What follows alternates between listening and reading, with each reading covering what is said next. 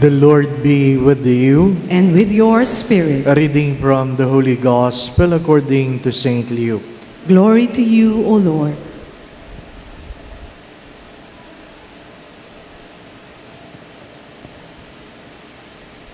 Jesus said to his disciples, "A good tree does not bear rotten fruit, nor does a rotten tree bear good fruit. For every tree is known by its own fruit. For people do not pick figs from thorn bushes, nor do they gather grapes from brambles. A good person out of the store of goodness in his heart produces good, but an evil person out of a store of evil produces evil. For from the fullness of the heart, the mouth speaks. Why do you call me Lord, Lord, but not do what I command? I will show you what someone is like who comes to me, listens to my words, and acts on them.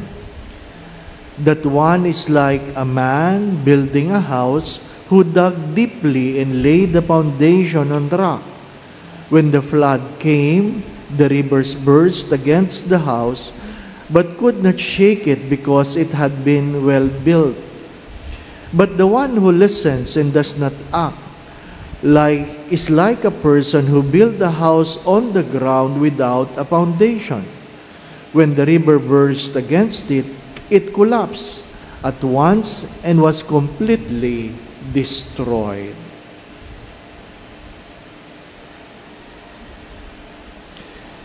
The Gospel of the Lord. Praise to you, Lord Jesus Christ.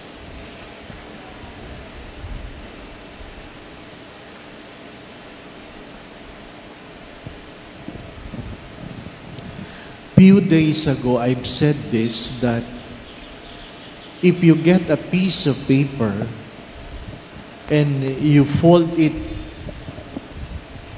and you put on the right side your values, what is important to you, what are your dreams perhaps, you put it on the left side, then you write on the right side of the paper, what have you done or what have you been doing for the last month.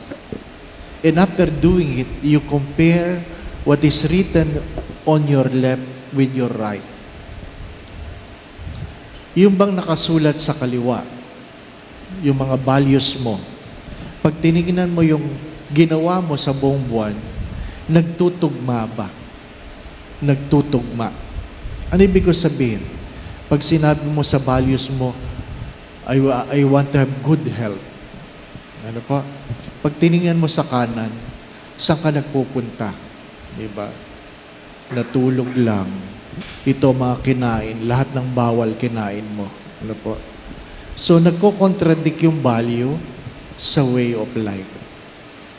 Kung ang yung isa sa value mo ay, I want to grow in my relationship with God, spiritually, you look at the things you have done in your right, minsan di ka nagsimba, di ka nagdasal, di ka nagbasa ng Biblia, ay contradicting. Pag sinabi mong mahal ko ang nanay ko at magkalayo kayo ng tinitirhan at buong isang buwan ni hindi ka tumawag, hindi ka bumisita, hindi mo talaga mahal. What I'm trying to say, your values must be supported by a way of life. That's the gospel.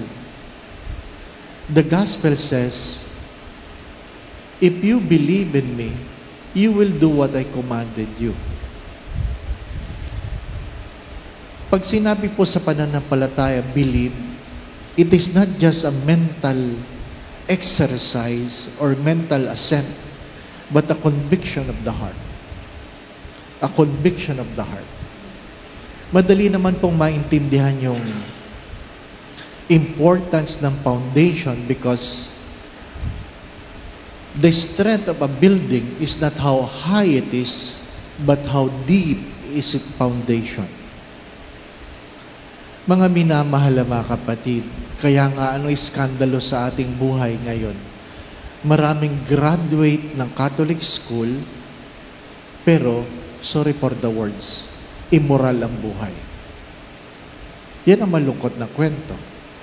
Graduate ka ng Catholic school, immoral ang buhay. Ano ibig sabihin ng immoral ang buhay?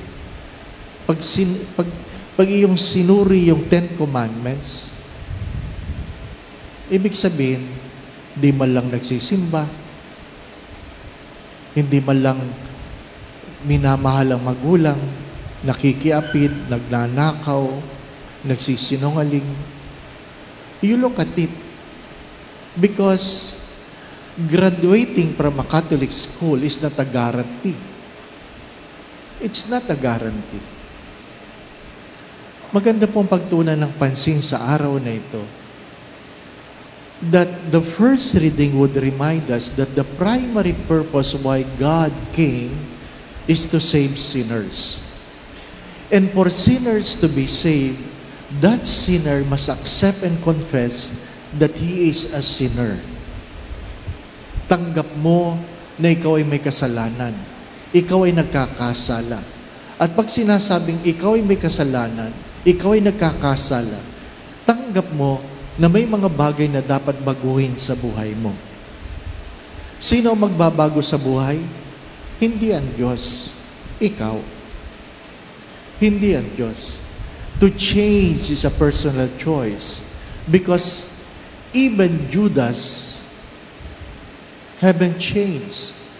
Jesus was unable to change the heart of Judas because it is a personal choice. Kahit kasama mo ang Diyos araw-araw, kung hindi nakaugat ang iyong pananampalataya sa uri ng pamumuhay, wala tayong kinabukasan. Kaya nga, mahalaga po ito. Ang alin? Na meron tayong personal experience of God in our life. Pag meron po nag-a-apply na seminarista o nag-a-apply para maging seminarista, ang aking tanong ay, what is your conversion experience? What is your conversion experience? What is your metanoia? No? Anong pagbabago meron sa iyong buhay na binago ito ng iyong relasyon sa Diyos? Hindi ng iyong nadinig, hindi ng iyong nabasa, kundi ng iyong relasyon sa Diyos. Mga minamahal na mga kapatid, hindi lahat na nagsisimba, hindi lahat na nagdadasal, may relasyon sa Diyos. Ang relasyon niya Diyos ay nakikita natin sa pang-araw-araw na pamumuhay. Many times I have said this, when priorities are clear, decisions are easily made. If you really love God and you have a relationship with God, you put God as your priority, not as among your priorities, but your priority. And your decisions will be molded by that priority. Mahalaga yun. Mahalaga yun. Ano man ang pinagkakabala natin. Sabi nga ng isang obispo, nung dumadalaw ako sa bahay niyan dati, pagpasok mo, may malaking imahe ng Christ the King sa kanilang sala. Magugulat ka. Nasa sala, yung malaking imahe ng Christ the King. At sasabihin ng lola nila, Father, every night, the whole family gathered in this place and we pray together the rosary. Every night. After several years, when the lola died, the family invited him again. And when he entered the house, ang una niyang napansin kagad, wala na yung malaking imahin ng Christ the King. Pero gandang-ganda siya sa napakalaking TV na nasa gitna ng sala. Ang ganda ng TV, ang laki-laki. Siguro pag nanood ka ng basketball doon, parang nandun ka na rin sa loob. Sa sobrang laki. Ano po? At sabi nung nanay, O sabi nung wala na yung lola, ito yung nanay na, sabi niya, "Hi, Father, welcome." Agad tinanong ni Father, "Nasaan na yung malaking imahe ng Christ the King dito?" "Ay, Father, nilagay na namin sa ilalim ng hagdanan." Nilagay na namin sa ilalim ng hagdanan. Doon na lang po nilalagay. Kasi bumili na kami ng malaking TV. And every night we gather here.